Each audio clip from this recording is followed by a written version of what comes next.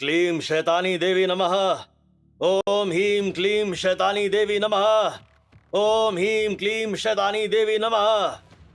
गुलपरी, गुलपरी हाजिर हो। बार बार मंत्रोच्चारण करने के बाद फाइनली अफ्रीकन हेड के सामने गुलपरी हाजिर हो गई थी। बोलो वत्स, मैं तुम्हारी क्या मदद कर सकती हूँ? गुलपरी नाम सुनने में जितना अच्छा लगता है, उस डायन की शक्ल देखने में उतनी ही डरावनी थी। ऊपर से उसने अपने गले में बकरे का कटा हुआ सर भी लटका रखा था। देखने में वो काफी खतरनाक लग रही थी। गुलपरी, वो नक्श अफ्रीका के जंगल से वो नायाब जड़ी बूटी लेकर आ गया है। उसे हराना अब मेरे लिए उतना आसान नहीं रहा। अब तुम ही बताओ, मुझे क्या करना चाहिए? उस अफ्रीकन हेड के माथे पर चिंता की लकीरें साफ नजर आ रही थी। घबराओ मत वत्स, नक्श की मौत खुद चलकर तेरे पास आएगी। तुझे बस थोड़ा सब्र करना है। उस डायन ने अजीब अंदाज में हंसते हुए कहा, और उसका यह अंदाज देखकर अफ्रीकन हेड की भौहें ऊपर की तरफ उठ गई। सब्र? और कितना सब्र करूं?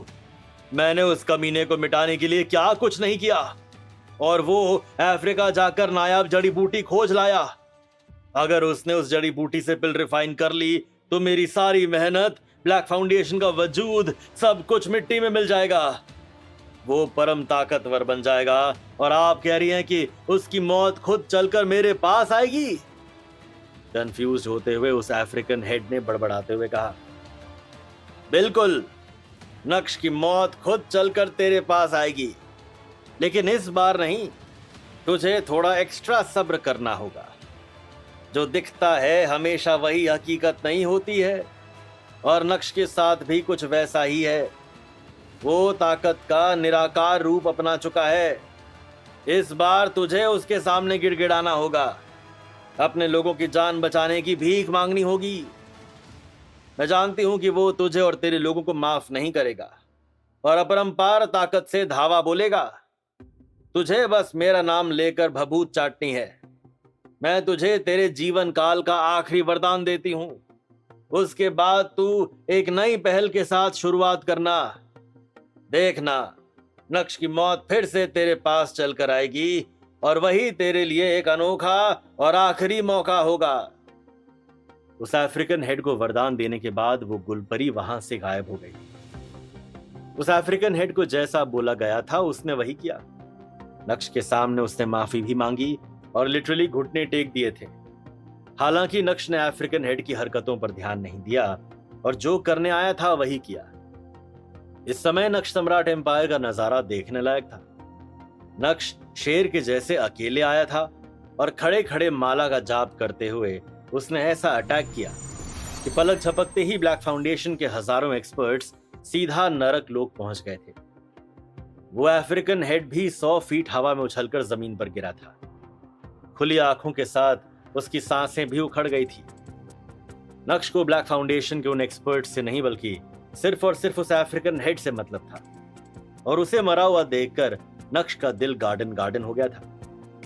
नक्श ने पैरों से उस अफ्रीकन हेड को सीधा किया और उसके मुंह पर थूकते हुए बोला, तेरा अंत मेरे ही हाथों लिखा था। आगे से तेरे ब्लैक फाउंडेशन ने मेरे परिवार को, मेरे एम्पायर को छूने की कोशिश भी की तो उनका हश्र भी तेरे जैसा ही होगा। नरक लोक में तुझे 1 लाख करोड़ों का मजा मुबारक हो। उस अफ्रीकन हेड के मुंह पर थूककर और अपने गुस्से की सारी भड़ास निकालकर नक्श के कदम सीधा अपने एम्पायर के मेन हॉल की तरफ बढ़े। लंबे समय के बाद वो अपने एम्पायर को निहार रहा था। ऑफ कोर्स वो बहुत खुश था, क्योंकि उसने अकेले अपने दम पर अपने एम्पायर पर फतेह पा ली थी। वैसे मजे की बात तो ये थी कि नक्श जिसे मरा हुआ समझ रहा था, वो असल में मरा नहीं था। जी हाँ, नक्श का सामना करने से पहले ही उस अफ्रीकन हेड ने गुलपरी को याद करते हुए उसके नाम की भभूत चाट ली थी, और इस समय अचानक से उसके शरीर में एक नई जान आ गई थी।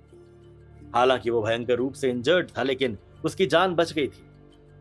एक तरफ नक्श का एम्पायर के अंदर जाना हुआ, तो वहीं दूसरी तरफ मौका पाकर वो अफ्रीकन हेड भी पतली गली से निकल लिया था। भले ही नक्श ने अपना एम्पायर हासिल कर लिया था, लेकिन दूसरी तरफ कुशल और एम्पायर के एक्सपर्ट्स फैक्ट्रीज को अपने कब्जे में लेने के लिए काफी जद्दोजहद कर रहे थे। ब्लैक फाउंडेशन के शैतानी ताकतों के सामने नक्श के एक्सपर्ट्स थोड़े फीके नजर आ रहे थे, लेकिन उनका जोश और जीतने का जज्बा बिल्कुल भी कमजोर नहीं पड़ा था। जब कुशल ने देखा कि रेयर टेक्निक से बात नहीं बनेगी तो तुरंत ही उसने अपने गुरु डायमंड शेखावत की स्पिरिचुअल पावर्स का इस्तेमाल करते हुए एक लेजेंडरी टेक्निक का इस्तेमाल किया, और देखते ही देखते ब्लैक फाउंडेशन के सभी एक्सपर्ट्स क्लीन बोल्ड हो गए। यही टेक्निक अपनाते हुए कुशल ने नक्श की सभी फैक्ट्रीज को ब्लैक फाउंडेशन के चंगुल से छुड़ा लिया था। तो वहीं दूसरी तरफ अभी नक्श अपने एम्पायर को निहार ही रहा था कि तभी अचानक से उसका फोन बजा। स्क्रीन पर फ्लैश हो रहे नंबर को देखकर एकाएक नक्श की सांसें अटक गई थी। वो कॉल किसी और का नहीं बल्कि कुशल का था, जो बाकी एक्सपर्ट्स के साथ नक्श की सभी फैक्ट्रीज पर धावा बोलने गया था। जैसे तैसे नक्श ने अपने इमोशंस को कूल डाउन किया और तुरंत ही कॉल उठाते हुए धीमी आवाज में बोला, कुशल भाई, भाई खुशखबरी, हमने हमारी सभी फैक्ट्रीज पर कब्जा कर लिया है। अभी कुशल ने अपनी बात खत्म भी नहीं की थी कि तुरंत ही नक्श ने गहरी सांस छोड़ते हुए कहा, और मैंने एम्पायर पर। क्या तूने अकेले ने एम्पायर पर फतेह पाली? हल्का चौंकते हुए कुशल ने कहा, लगता है तेरी उस माला में कुछ दैवीय शक्ति है। पहले वो अप्सरा और अब वो अफ्रीकन हेड। मर गया वो अफ्रीकन हेड, अभी अभी उसके मुंह पर थूक कर आ रहा हूं। धीमी मुस्कान के साथ नक्श ने कहा, तूने मेरे हिस्से का उसके मुंह पर थूका या नहीं? जैसे ही कुशल के मुंह से वो शब्द बाहर आए वैसे ही नक्श जोर जोर से हंसने लगा और हंसते हुए बोला, अबे यार तू कैसी बात कर रहा है? एक काम कर, तू यहां आकर खुद ही उसके मुंह पर थूक ले। साला थूकने का कंपटीशन चल रहा है क्या? और नहीं तो क्या, पूरा एम्पायर उसके मुंह पर थूकेगा। थूक थूक कर हमारे थूक में ही उसे गाड़ देंगे। कुशल की बात सुनकर एक बार फिर से नक्श अपना पेट पकड़कर जोर जोर से हंसने लगा। अबे बस कर, साले हंसा हंसा कर मार डालेगा क्या? चल तू कह रहा है तो बस किया। अब ये बता कि आगे करना क्या है? तू यहां आ रहा है कि हम वहां आए? अचानक से कुशल ने टॉपिक बदलते हुए कहा, ऑफ कोर्स, तू मेरी फैमिली, एम्पायर के सभी एक्सपर्ट्स और उन गरीब मजदूरों को यहां लेकर आ। हमने अपना एम्पायर पाया है, आज से वो गरीब मजदूर भी हमारे साथ यहीं रहेंगे। नक्श के मुंह से निकले इन शब्दों में खुशी के आंसू छलक रहे थे। और कोई हुक्म महाराज? जब से कुशल छुट्टियां मनाकर लौटा था उसका मिजाज पूरी तरह से बदल गया था। वो सीरियस कम और मजाकिया ज्यादा हो गया था। चूंकि मैं यहां अकेला हूं इसलिए अच्छे से तुम लोगों का स्वागत तो नहीं कर पाऊंगा, लेकिन हाँ, तुम लोगों के आने का इंतजार रहेगा। भीनी मुस्कान के साथ नक्श ने कहा और कॉल कट कर दिया। जैसे ही कुशल ने सबको बताया कि हमने हमारा एम्पायर वापस पा लिया है, वैसे ही सभी एक्सपर्ट्स हर्ष और उल्लास से भर गए थे और जल्दी से जल्दी एम्पायर जाने की तैयारी में लग गए। अनिका, ऋषभ, सानवी, एकलव्य और पूरा भानुशाली परिवार भी बहुत खुश था और उनका भी पैकिंग मोड ऑन हो गया था। 1 घंटे के अंदर सभी ने अपनी पैकिंग पूरी की और कुशल 1 लाख लोगों के काफिले के साथ नक्श सम्राट एम्पायर की ओर निकल पड़ा। अच्छी बात यह थी कि रामू काका और उनका पूरा परिवार भी इस काफिले में शामिल था। चूंकि रामू काका ने नक्श के लिए इतना कुछ किया था, भला अनिका उन्हें और उनके परिवार को उस हवेली में अकेला कैसे छोड़ सकती थी? नक्श के साथ रहकर अनिका और भी ज्यादा समझदार हो गई। एक तरफ वो काफिला रवाना हुआ तो वहीं दूसरी तरफ नक्श अपने एम्पायर का मौका मुआयना करने में लग गया था। सब कुछ पहले जैसा ही था। एम्पायर के फर्नीचर को हिलाया तक नहीं गया था, लेकिन जब नक्श एम्पायर की काल कोठरी में पहुंचा तो उसकी आंखें एकाएक चमक उठी। उसके हाथ ब्लैक फाउंडेशन का खजाना लग गया था। नक्श की किस्मत में कई करोड़ों रुपए के साथ साथ सोने और चांदी की भी बरसात हुई थी। बॉस वो खुश था और उन चीजों से एम्पायर का ही उद्धार करने वाला था।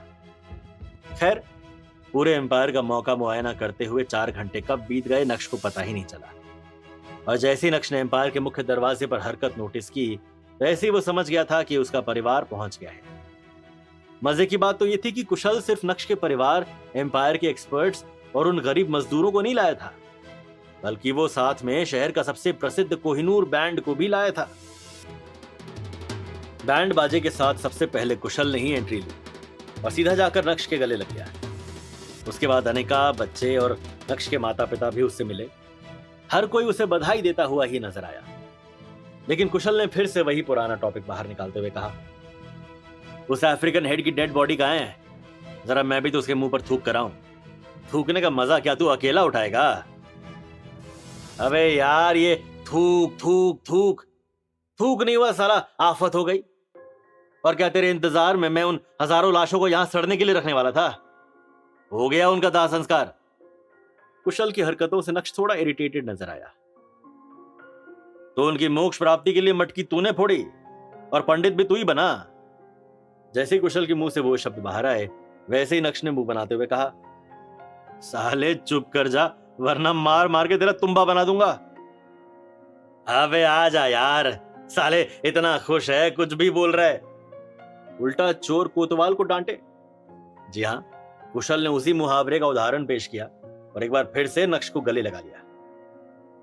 देख, मेरे आने के बाद तेरी हिस्ट्री, ज्योग्राफी सब बदल गई है। मुझे अपने पास रखा कर, ऐसे अपने से दूर मत किया कर। कुशल की आंखों में खुशी के आंसू साफ दिखाई दे रहे थे। कुछ समय पहले तक एम्पायर का मैदान पूरा खाली था, लेकिन इस समय उस मैदान में पैर रखने की भी जगह नहीं थी। गरीब मजदूरों के साथ साथ एम्पायर के सभी एक्सपर्ट्स उस मैदान में इकट्ठा हो गए थे और एक दूसरे से गले मिलकर फाइनली अपने एम्पायर में खुशियां बांट रहे थे। अभी नक्श और कुशल का रोमांस चल ही रहा था कि तभी अचानक से एम्पायर के एक्सपर्ट्स ने जोर जोर से चिल्लाना शुरू कर दिया, पार्टी पार्टी पार्टी! सम्राट, हमने एक ही दिन में अपना एम्पायर और अपनी सारी फैक्ट्रीज वापस पा ली हैं। इस खुशी के मौके पर एक जोरदार रंगारंग कार्यक्रम हो जाए। बिल्कुल सम्राट, आज तो रात भर पार्टी करेंगे। पूरे एम्पायर में खुशनुमा माहौल था और एक्सपर्ट्स ऐसे बर्ताव कर रहे थे जैसे मानो हिटलर की दुनिया में उन्होंने कोई वॉर जीत लिया हो। अपने एक्सपर्ट्स को खुश देखकर नक्श भी बहुत खुश था। हालांकि तुरंत उसने अपना हाथ ऊपर उठाते हुए सभी एक्सपर्ट्स को चुप कराया और बुलंद आवाज में कहा, मैं जानता हूं कि आप सब पार्टी मूड में हैं और हम पार्टी करेंगे भी, लेकिन उससे पहले मैं एक इंपॉर्टेंट अनाउंसमेंट करना चाहता हूं और वो ये है कि आज से और अभी से हम अपने दुश्मनों को पनपने का कोई मौका नहीं देंगे। अब से दुश्मनों को चांसेस देना खत्म। छोटा मोटा जो भी हमारा दुश्मन है, मुझे उसकी लाश चाहिए।